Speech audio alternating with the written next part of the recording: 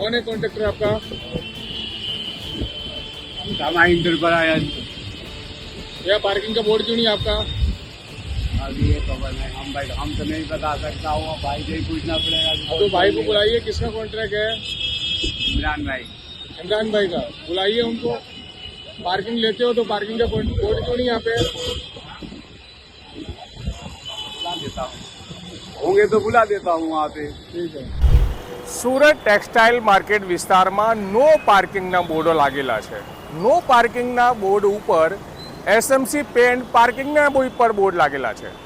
તો હવે જ્યારે આપ સુરત ટેક્સટાઇલ માર્કેટમાં આવો ત્યારે તમે શું વિચાર કરશો કે નો પાર્કિંગના જે બોર્ડ છે ત્યાં પાર્કિંગ કરવું કે ના કરવું, અને પાછે એ જ બોર્ડ ઉપર પાર્કિંગના બોર્ડ છે તો તમે શું ચોક્કસપણે કન્ફ્યુઝ થઈ જશો. અમે પણ અહીંયા આવ્યા હતા 29 તારીખે અને 29/5ના રોજ અમારે કારની સ્લીપ મેં અહીંયા જે પાર્કિંગ કર્યું 30 રૂપિયાના પૈસા પણ આપેલા હતા. એટલે નો પાર્કિંગ એરિયામાં ના જે બોર્ડ માર્યા હતા એને ઉપર પાર્કિંગના જે સ્ટીકર લગાવવામાં આવ્યા હતા ત્યાં પાર્કિંગના પૈસા લેવાય છે. તો અત્યારે ફરીથી હું સુરત ટેક્સટાઇલ માર્કેટ પહોંચ્યો છું. તસવીરોમાં આપ જોઈ શકો છો સુરત ટેક્સટાઇલ માર્કેટ. અહીં લોકો અવર જવર કરતા હોય છે, કાપડની ખરીદી કરવા માટે અહીંયા આવતા હોય છે. અહીં જેટલા પણ જે નો પાર્કિંગ એરિયાના બોર્ડ છે હું થોડો ચાલીને બતાવવાની કોશિશ કરીશું. જો કે આ ફૂટપાથ છે, આપ જોઈ શકો છો આખો એકદમ ફૂલ છે. ફૂટપાથ એરિયામાં તમે જોઈ શકો છો આખો તમે અહીં ચાલી નહીં શકો, દુકાનો અહીંયા લગાવવામાં આવી છે, લોકોને રોજી રોજગાર મળી રહ્યો છે ફૂટપાથ પર, આ જોઈ શકો છો. અને સામે એક નો પાર્કિંગનું બોર્ડ આપને દેખાઈ રહ્યો હશે અને નો પાર્કિંગની પાસે જ જે ઉપર સ્ટીકર લગાવવામાં આવ્યો હતો એ અત્યારે કાઢી નાખવામાં આવ્યો છે અને વાહનો તો ત્યાં પાર્ક છે જ. તો નો પાર્કિંગ એરિયામાં પાર્કિંગના પૈસા વસૂલાય છે સુરત ટેક્સટાઇલ માર્કેટમાં.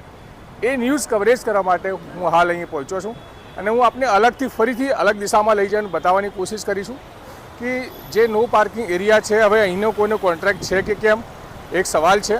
અને કોન્ટ્રાક્ટ હોય તો કોઈ પણ જગ્યા કોન્ટ્રાક્ટરના લિસ્ટ નથી લગાવવામાં આવ્યા છે. પાર્કિંગના શું ચાર્જીસ છે એ પણ લગાવવામાં નથી આવ્યા છે. તો કઈ પ્રકારનું અહીં તંત્ર ચાલી રહ્યો છે કોઈ પણ વ્યક્તિની સમજથી બહાર છે. તો આ સુરત ટેક્સટાઇલ માર્કેટ આપ જોઈ શકો છો ને આ સમગ્ર ટેક્સટાઇલ માર્કેટ, ખાલી એક જગ્યાની વાત નથી કરી રહ્યો હું, સમગ્ર ટેક્સટાઇલ માર્કેટમાં આવી જ રીતે પાર્કિંગના નામે પૈસા ઉઘરાય છે. હવે પાર્કિંગ કોન્ટ્રાક્ટર અસલી છે નકલી છે એ તો મહાનગરપાલિકા હવે તપાસ કરશે ત્યારે ખબર પડશે. હવે જે બીજા આ બોર્ડની વાત કરું છું, નો પાર્કિંગનું બોર્ડ છે. અમે જ્યારે 29 તારીખે અહીંયા આવ્યા હતા આ જ બોર્ડ ઉપર એસએમસી પે એન્ડ પાર્કનું સ્ટીકર ચોંટાડવામાં આવ્યું હતું. હવે એ સ્ટીકર અહીંથી ગાયબ થઈ ગયો છે. આ પ્રકારના જેટલા પણ અહીંયા બોર્ડ છે નો પાર્કિંગના તો એ તમામ ઉપર સ્ટીકર લગાવવામાં આવ્યા હતા પે એન્ડ પાર્કના. તો હવે એ સ્ટીકર ગાયબ થઈ ગયા છે. પણ અહીં પાર્કિંગની વ્યવસ્થા આપ જોઈ શકો છો, તમામ પ્રકારની વાહનોની પાર્કિંગની વ્યવસ્થા અહીંયા કરવામાં આવી છે. હવે આ સિસ્ટમ શું છે અમારી સમજથી પણ બહાર છે. મહાનગરપાલિકાના અધિકારીઓ નક્કી કરશે. મહાનગરપાલિકાના પૂર્વ કોર્પોરેટર અસલમભાઈ સાયકલવાળા અમારી સાથે છે, એમની સાથે વાત કરીશું, સમજવાનો પ્રયત્ન કરીશું કે નો પાર્કિંગ એરિયામાં જે નો પાર્કિંગ બોર્ડ લગાવવામાં આવ્યો છે અસલમભાઈ, એના પર એસએમસી પે એન્ડ પાર્કનું બોર્ડ લગાવીને જો પૈસા ઉઘરાવવામાં આવતા હોય તો આપણે એને શું સમજવું જોઈએ? જે નો પાર્કિંગના જ્યાં બોર્ડ હોય અને ત્યાં પે એન્ડ પાર્કના ઇજારદાર દ્વારા જો રૂપિયાની ઉઘરાણી થતું હોય તો એ ગેરકાયદેસર છે. એની સામે કાયદેસરની કાર્યવાહી થવી જોઈએ. જે તે સમયે ટેન્ડર બહાર પાડવામાં આવે છે સુરત મહાનગરપાલિકા દ્વારા, એ ટેન્ડરમાં શરતો હોય છે અને એમાં એક નકશો હોય છે કે નિયત કરેલી જગ્યા પર પાર્કિંગ કરવાનું, ખાસ કરીને ઓન સ્ટ્રીટ અને મલ્ટી લેવલ પાર્કિંગમાં, કે એમાં લખેલું છે કે નિયત કરેલી જગ્યા પર તમારે પાર્કિંગ કરવાની થાય છે અને નિયત કરેલા જે સુરત મહાનગરપાલિકાના ચાર્જ એ લેવામાં થાય છે. પરંતુ ઓન સ્ટ્રીટ પાર્કિંગ અને મલ્ટી લેવલ પાર્કિંગ જ્યાં પણ ચાલે છે ત્યારે છાસવાર આવી ફરિયાદો આપણી સામે આવે છે. હું કહું છું કે એમાં જેટલી ઇજારદારની ગેરવહીવટ છે કે ઇજારદારનો ભ્રષ્ટાચાર છે એટલો જ અધિકારીઓને પણ છે અને જે તે વોર્ડના ચૂંટાયેલા જનપ્રતિનિધિઓ પણ છે. કારણ કે એ સુરત મહાનગરપાલિકાની પ્રોપર્ટી છે. ચૂંટાયેલા જનપ્રતિનિધિ જો બીજે બધે ગેરકાયદેસર બાંધકામમાં ધ્યાન રાખીને વહીવટ કરતા હોય તો એમની ફરજ પણ એ બને છે કે આવા જે કંઈ પે એન્ડ પાર્ક ચાલતા હોય તો એની તકેદારી રાખો ને લોકોને લૂંટતા બચાવે.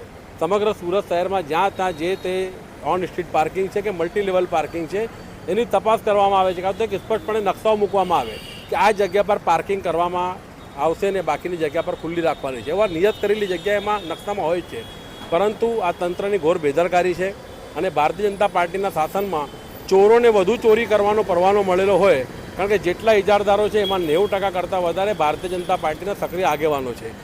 આ ઇજારદાર હોય, રિંગ રોડના હોય કે સેન્ટ્રલ ઝોનના કે લિંબાયત ઝોન, કતારગામ, વરાછા કે અઠવા ઝોનના ઇજારદાર હોય, 99.99% ઇજારદારો ભારતીય જનતા પાર્ટીના સક્રિય કાર્યકર્તા હોય. એના કારણે તંત્ર એમની સામે કાર્યવાહી કરતું નથી અને લોકોને લૂંટા બચાવી શકતું નથી. અસલમભાઈ, એક કન્ફ્યુઝન અમારો એ જ પડી હતી કે જે નો પાર્કિંગનો જે બોર્ડ મહાનગરપાલિકાનો મારવામાં આવ્યો છે, તો એને ઉપર જ એસએમસી પે એન્ડ પાર્કિંગનું બોર્ડ. હવે વાહનો તો અહીંયા આપણને આખો રિંગ રોડ ભરેલો દેખાય છે, સુરત ટેક્સટાઇલ પોલીસ ચોકીથી લઈને મિલેનિયમ માર્કેટ સુધીનો. તો આને શું સમજી શકાય? કારણ કે જે નિયમોની વાત હોય આપણે કાગળ પર, એ નિયમ તો ક્યાંય આપણે દેખાતા નથી. જે જ્યાં આવી રીતે નો પાર્કિંગના બોર્ડ હોય એ સુરત મહાનગરપાલિકા અને સુરત શહેર ટ્રાફિક પોલીસ બેઓના સંયુક્ત જોડાણમાં અને એકબીજાના સાથ સહકારથી અને એકબીજા નક્કી કરેલી જગ્યા પર આવા બોર્ડ મારેલા હોય છે. સુરત મહાનગરપાલિકાએ જાતે નથી મારી શકતી કે નથી ટ્રાફિક પોલીસ મારે છે. એટલે આ જે તે બોર્ડ લાગ્યા છે એ સુરત મહાનગરપાલિકા અને ટ્રાફિક પોલીસના એકબીજાની સાથે સંકલનના કારણે લાગ્યા છે. એટલે એ જવાબદારી સુરત મહાનગરપાલિકાની છે, સેન્ટ્રલ ઝોનની હોય કે લિંબાયત ઝોનની હોય, એટલી જ જવાબદારી ટ્રાફિક પોલીસની પણ બને છે કે એને પણ એ તકેદારી રાખવી જોઈએ કે જ્યાં નો પાર્કિંગ લખ્યું છે અને ત્યાં પાર્કિંગ વાહનો થતા હોય તો એ વાહનોની સામે કાયદેસરની કાર્યવાહી કરે અને જો ઇજારદાર રૂપિયા વસૂલ કરતો હોય તો એની સામે કાયદેસરની ફરિયાદ દાખલ કરે. તો બંને વિભાગો, પોલીસ ડિપાર્ટમેન્ટ હોય કે એસએમસી ડિપાર્ટમેન્ટ, બંને વિભાગોને નક્કી કરેલા નિયમ મુજબ આ બોર્ડ મારવામાં આવે છે. તો હવે મેં એક સોશિયલ મીડિયા પર ફોટો અને અપલોડ કર્યો, ત્યારબાદ જોયું છે કે ન્યૂઝ તો અત્યારે બનાવવા આવ્યો છું, એ ત્યારબાદ આ સ્ટીકર હટાવી દેવામાં આવ્યા છે. આ કેવું ભ્રમ ફેલાવાની વાત છે? હું એ જ કહું છું કે અત્યારે આપના ચેનલ મારફત આ જાહેર થશે, ચાલશે તો કદાચ અઠવાડિયું કડકાઈ દેખાશે, 10 દિવસ દેખાશે. તમે 11મા દિવસે આવશો તો યથાસ્થિતિ જળવાશે. એનું કારણ એ છે, મેં આપને ચોખ્ખું કીધું કે જે ઇજારદારો છે ભારતીય જનતા પાર્ટીના કમરછપ ભ્રષ્ટાચારીઓ છે, છત્રછાયા છે કમળની, ભાજપની. એટલે અધિકારીઓને પણ કામ કરતાં અટકાવવામાં આવે છે.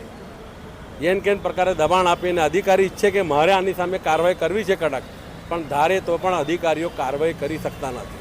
એને હાથ બંધાઈ જાય છે, પગ બંધાઈ જાય છે, મોઢું બંધાઈ જાય છે, આંખો પર પાટા બાંધાઈ જાય છે. એટલે જે છે તમારી ચેનલમાં ચાલશે એટલે લોકો 10 દિવસ ઉઠતા બચાશે, પણ 11મા દિવસે કદાચ આ જ પરિસ્થિતિ નિર્માણ પામશે.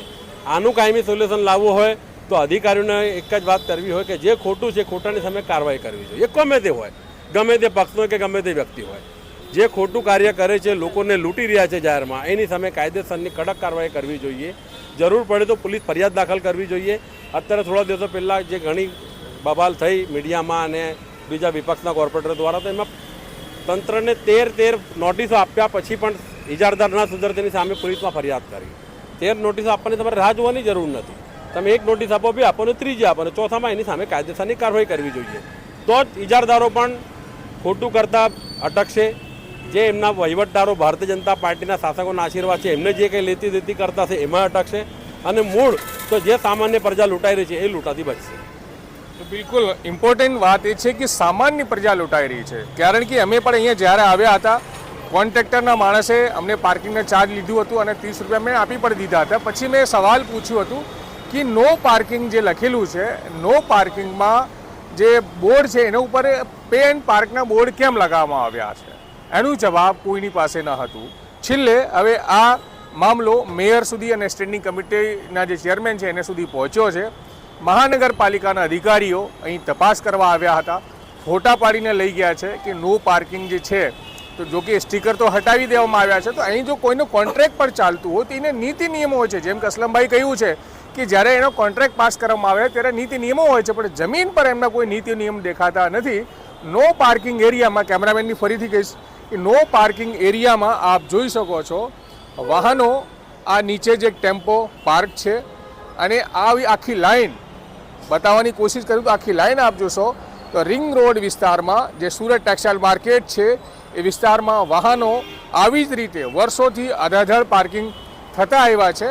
ને હવે જોવાનું એ રહ્યું છે કે હવે મેયરશ્રીએ જ્યારે તપાસ કરવાની વાત કરી છે, અધિકારીઓને સૂચના આપવામાં આવી છે કે આવી રીતે કઈ રીતે ચાલી રહ્યું હતું, નો પાર્કિંગના જે બોર્ડ ઉપર પાર્કિંગના બોર્ડ લગાવીને કેવી રીતે અહીંયા પાર્કિંગ થતું હતું એની તપાસના આદેશો આપ્યા છે, ત્યારે હવે જોવાનું એ રહેશે કે સુરત મહાનગરપાલિકા આ તમામ વિષય પર કઈ પ્રકારની કાર્યવાહી કરશે. પણ સવાલ એ જ છે, જેમ કે અસલમભાઈ કહ્યું છે કે થોડા દિવસ સુધી બધું વ્યવસ્થિત ચાલશે અને ત્યારબાદ જસ કે તેસ એટલે જેવા હતા તેવા જ ફરીથી ચાલુ થઈ જશે, એવી એક વાત અસલમભાઈ સાયકલવાળાએ કરી છે. રિંગ રોડ વિસ્તારમાં ઇનલીગલ પાર્કિંગ છે કે લીગલ પાર્કિંગ છે, અહીંયા આવનારા લોકો બહુ જ સમજી શકતા નથી, કારણ કે નો પાર્કિંગના બોર્ડ ઉપર પાર્કિંગના બોર્ડ લગાવીને પૈસા ઉઘરાવવામાં આવી રહ્યા છે.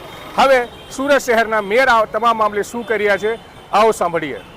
અમે અત્યારે સુરત મહાનગરપાલિકાના મેયર દક્ષેશભાઈ માવાણી સાથે પહોંચ્યા છે. એમની સાથે વાત કરીશું કે આ મુદ્દાને લઈને તેઓ શું કરી રહ્યા છે. દક્ષેશભાઈ, આ જે મુદ્દો તમારી સામે આવ્યો છે, ત્યારબાદ શું અધિકારીઓને આદેશ આપ્યા છે અને શું કરશો આમાં?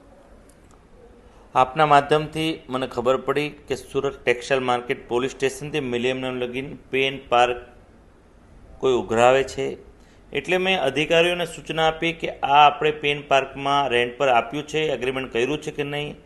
એટલે અધિકારી મને રિપોર્ટ કરશે કે આપણે આ રોડ આપ્યો છે કે નહીં. જો નહીં આપ્યો હોય તો જે આપની તમારી સ્લીપ છે, જે તમે મને વિડીયો આપ્યો છે, જે ઉઘરાવતો હતો એની ઉપર આપણે એની પાછળ જે કોઈ પણ હશે એ બધા ઉપર અમે સુરત મહાનગરપાલિકા તરફથી FIR ફડાવશું અને આવી રીતે આ ઘટના બીજા કોઈ રીતે ફરજી લોકો ન ઉઘરાવે તેની માટે પણ સુરત મહાનગરપાલિકા આવનાર સમયમાં કેર કરશે.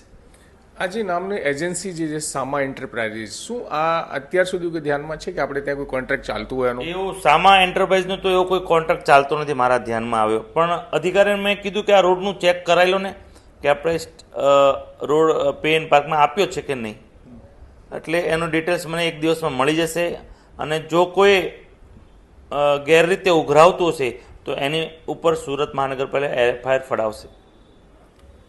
તો બિલકુલ સ્પષ્ટપણે કહી રહ્યા છે કે જે વસ્તુ ગુજરાત થકી મનમાં ધ્યાનમાં આવી છે એને લઈને અધિકારીઓને સૂચના આપવામાં આવી છે કે આ કાયદેસર છે કે ગેરકાયદેસર એની તપાસ કરો, અને જો ગેરકાયદેસર હશે તો ચોક્કસપણે એમની સામે FIR કરવામાં આવશે. સાથે સાથે જે સામા એન્ટરપ્રાઇઝીસ નામથી જે રસીદ અમારા હાથમાં છે એ નામના કોઈ પણ કોન્ટ્રાક્ટરને કોન્ટ્રાક્ટ આપવામાં આવ્યું નથી, એ પણ અત્યારે મેજિસ્ટ્રેટ કરી રહ્યા છે. પણ આવનારા દિવસોમાં જોવામાં રહેશે કે આ બાબતે સુરત મહાનગરપાલિકા શું એક્શન લઈ રહી છે.